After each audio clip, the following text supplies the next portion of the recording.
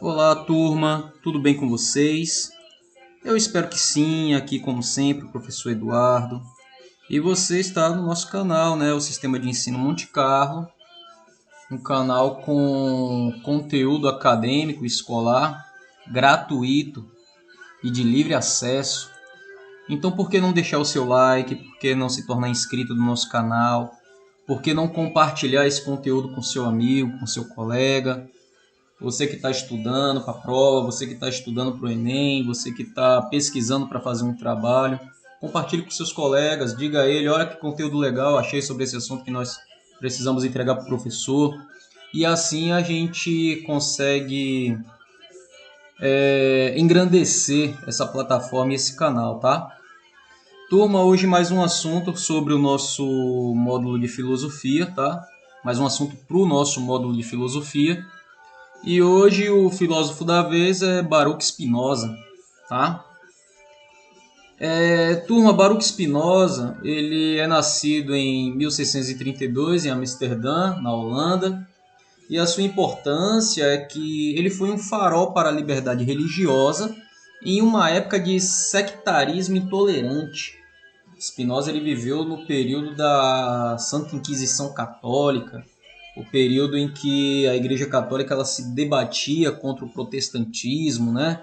Toda aquela intolerância, o período em que a Igreja Católica condenou pessoas à fogueira só porque pensava diferente sobre ela. E, enfim, então Baruch ele é um filósofo de muita coragem no seu tempo, tá? E ele faleceu em 1677 em Haia, na própria Holanda.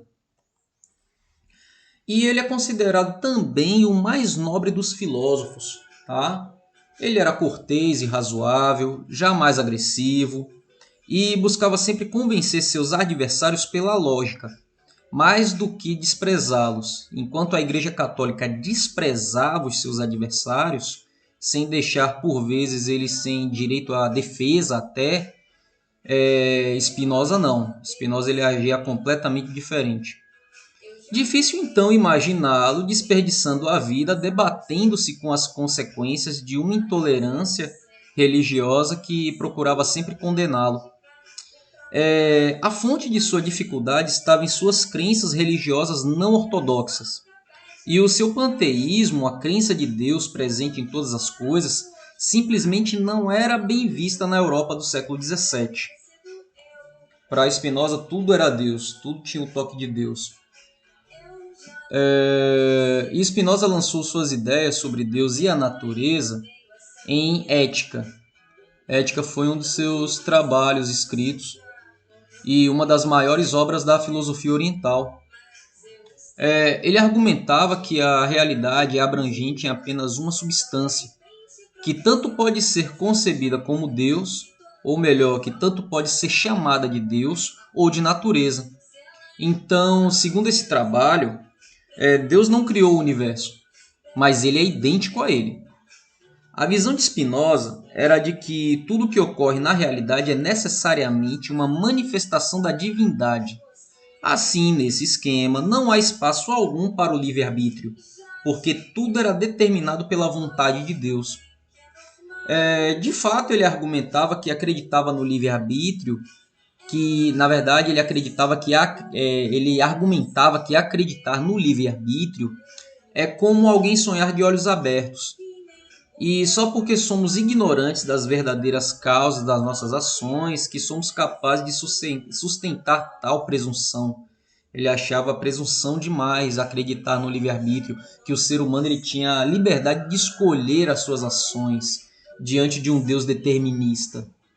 E o determinismo radical de Spinoza tem implicações com ideias relacionadas à maldade, ao pecado e à possibilidade da danação, que são, por sua vez, os três elementos básicos da teologia cristã ortodoxa, que a Igreja Católica e até as igrejas cristãs pentecostais da atualidade continuam pregando, né? Que ou você obedece a Deus ou você vai para o inferno. Criam na mente do ser humano uma perspectiva de do temor de um inferno na esperança de um céu que talvez nem exista, tá? E, em particular, o determinismo abala a ideia de responsabilidade moral.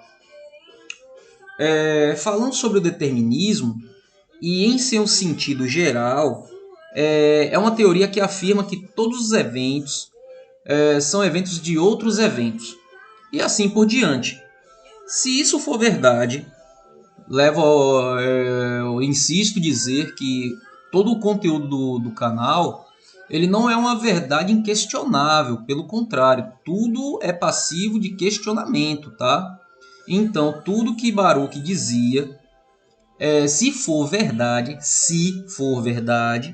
isso leva ao pensamento perturbador de que todas as escolhas humanas são efeitos, ou seja, elas são causas, são causadas por alguma coisa, fazendo com que as pessoas não possam agir de nenhum outro modo diferente daquilo que agem.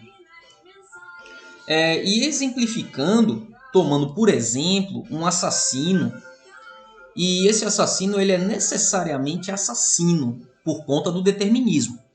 Então, como ele é censurável? Ou por que ele é censurável? Se ele é determinado a agir assim? Além disso, se a realidade em todas as suas formas é idêntica a Deus, como pode um assassino, um aspecto da realidade, ser mal? Então são questionamentos bem pertinentes, né? A resposta de Spinoza para essas perguntas foi que, do ponto de vista de Deus, não há maldade alguma no pecado. E os seres humanos só veem a maldade no mundo porque têm conhecimento limitado.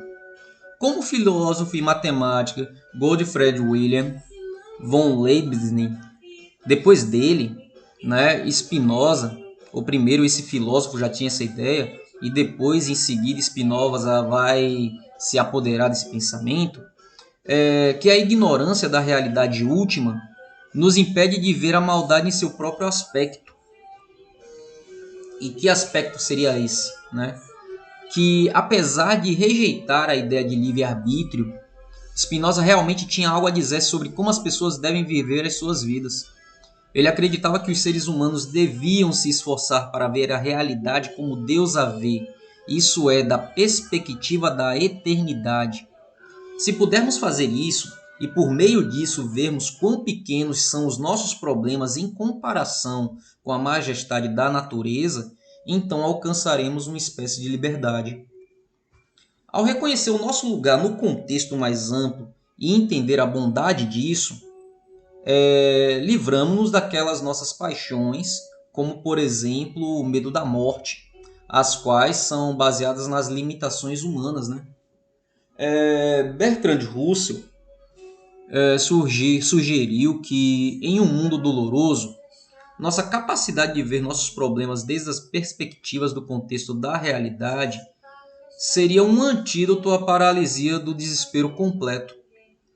Caso ele esteja com a razão, então a mensagem ética de Spinoza é tão pertinente hoje como foi há 300 anos. Às vezes o ser humano ele se perturba por não conhecer o real propósito da eternidade e por o fato de ser ignorante por natureza. Tá?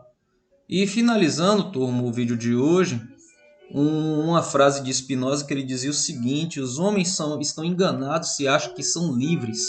Isso ele falando sobre o livre-arbítrio, né? Essa é uma opinião que consiste apenas nisso, que eles são conscientes de suas ações e ignorantes das causas pelas quais elas são determinadas. Turma, esse foi nosso vídeo de hoje. Espero que ele tenha sido produtivo para vocês e até a próxima.